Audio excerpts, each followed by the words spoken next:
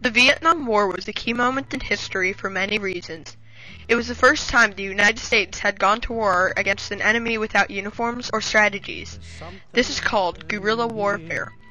There is no doubt that the Vietnam War was a large event in historical times. In the 1800s and 1900s, the French were in control of Vietnam.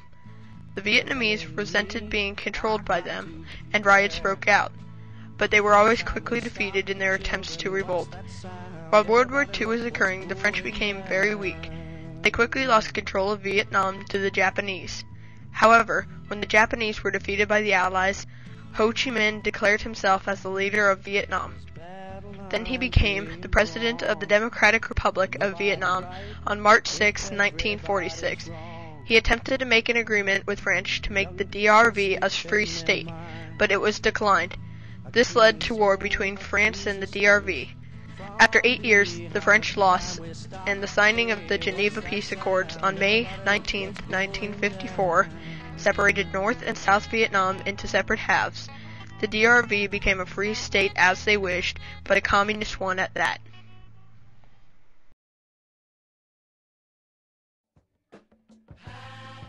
After the French left South Vietnam, the United States replaced them as supporters against the communist regime. Military assistance groups were sent to instruct and train the South Vietnamese troops, also known as the ARVN, Army Republic of Vietnam. As this happened, the communists made strategies to control Vietnam under communism. The South Vietnamese president did not support the Americans coming into their land to help, as he was a communist. As a result, the South Vietnamese had a large revolution and killed the president. American forces grew larger in Vietnam, and by 1963, there were 16,500 troops fighting against the North Vietnamese army. The first bombings were from Operation Rolling Thunder. This was a massive U.S. air attack and was put into action to punish the North on their attacks on the South. At the end of 1965, the war in Vietnam had become the United States War. More than 148,300,000 troops had been deployed to Vietnam.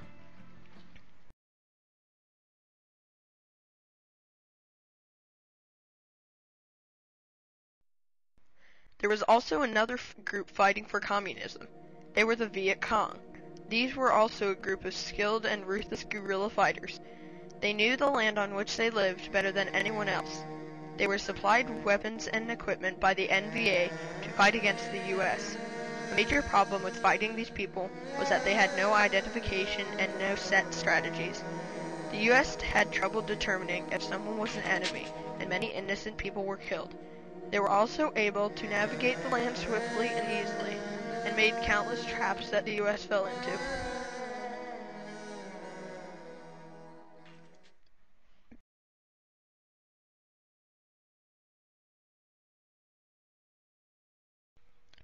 There were many weapons used by either side of the war. Each was different and used for different things. The United States had an extremely large variety of weapons and vehicles that were used in the Vietnam War. Each soldier had a role in their unit, and the equipment carried by each role was different. The standard soldier carried an M16A1 as their primary weapon, and an M1911A1 as their secondary.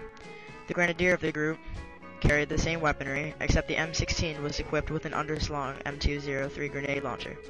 The automatic rifleman or machine gunner carried an M60, which was a very heavy LMG or light machine gun. Along with these, there were radio operators and the team leader. This war was always the first where helicopters were used by the United States. The first ones were called UH-1 Hueys, and the pilots were supplied with revolvers and light armor. The Viet Cong, on the other hand, were very different. They had no organization and just fought the United States any way they could. They used guerrilla tactics, as stated before, and made many traps. They knew their land better than anybody else, and this gave them a massive advantage.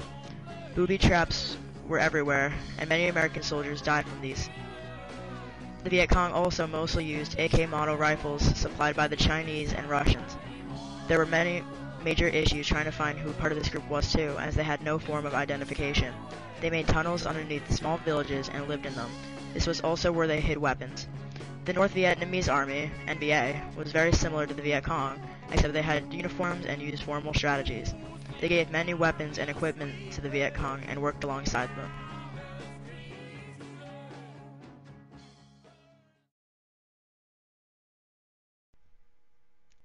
In the October of 1972, Henry Kissinger, Nixon's national security advisor, made a secret peace agreement with Lee Duc-tho, the new leader of North Vietnam.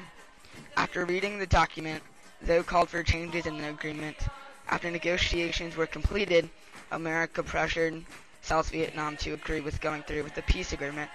This became the Paris Peace Accords. Therefore, this agreement ended the United States' offensive operations in Vietnam. We withdrew our forces and had a complete ceasefire.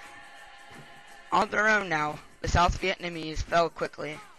North Vietnamese troops rapidly spread through the rest of Vietnam and were confronted with very little resistance. Vietnam was conquered and fully communist.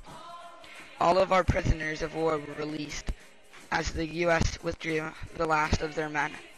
The last American soldiers, 10 Marines, left Vietnam at 8:35 a.m. on April 30th, 1975. By 11 a.m., the blue and red Vietnamese flag was flying from the presidential palace. The war had ended.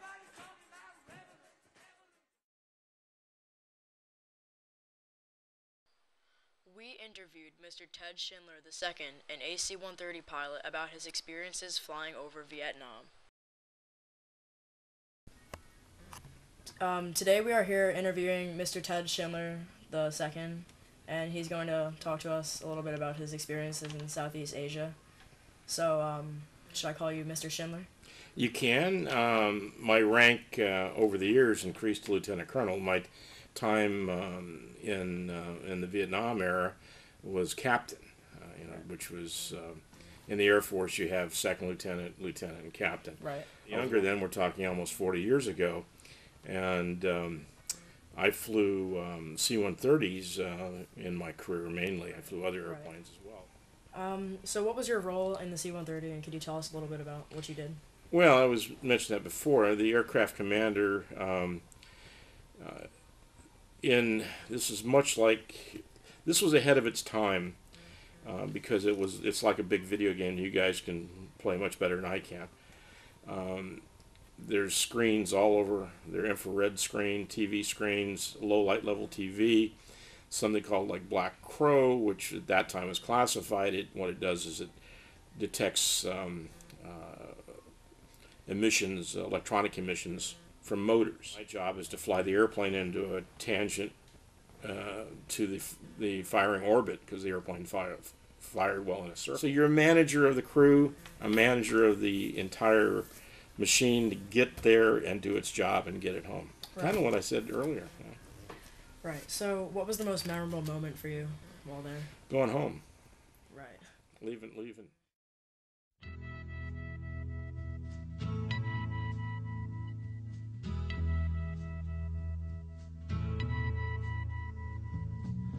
There's something happening here.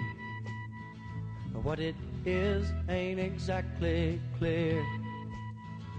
There's a man with a gun over there telling me I got to. The Vietnam War, as shown in this documentary, was a conflict of great multitude. It changed how war was fought and how people felt about war.